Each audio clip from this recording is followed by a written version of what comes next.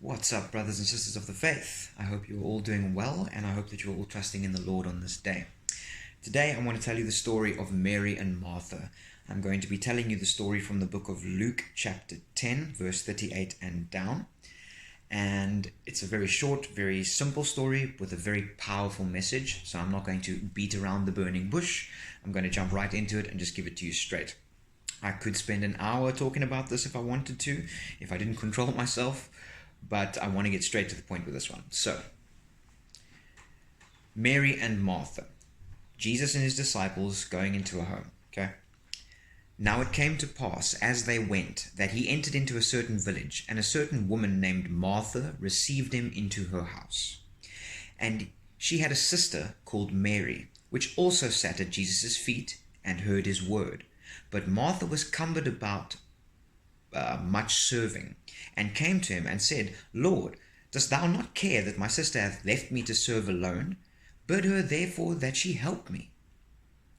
And Jesus answered and said unto her, Martha, Martha, thou art careful and troubled about many things, but one thing is needful, and Mary hath chosen that good thing, which shall not be taken away from her. So let's get into it. Jesus and his disciples arrive in a village, and they go into a certain home where there are two women.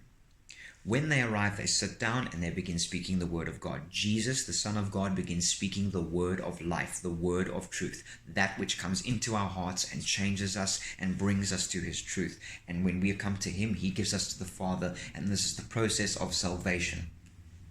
So they get into this home, and the one sister, Martha, is immediately perturbed by worldly things. She's perturbed by her upbringing. She's perturbed by her womanly duties, her duties as a hostess. She is perturbed by her reputation and, perhaps what the neighbors will say if they find out that she didn't serve them the way she did. So immediately she starts busying herself with all the things of the world. She wants the table to be right. She wants the good crockery to be out. Obviously metaphor, I don't really know that, but my point is she busied herself about the normal mundane human things, whereas her sister, also a woman, knowing full well what her womanly duties were, what her hostess duties were, recognized that something more important than a simple man was sitting here, that these words weren't just simple discussion, they were the words of God. So the lesson is very simple. The world has what it wants, but God has what he wants. And if you want the truth,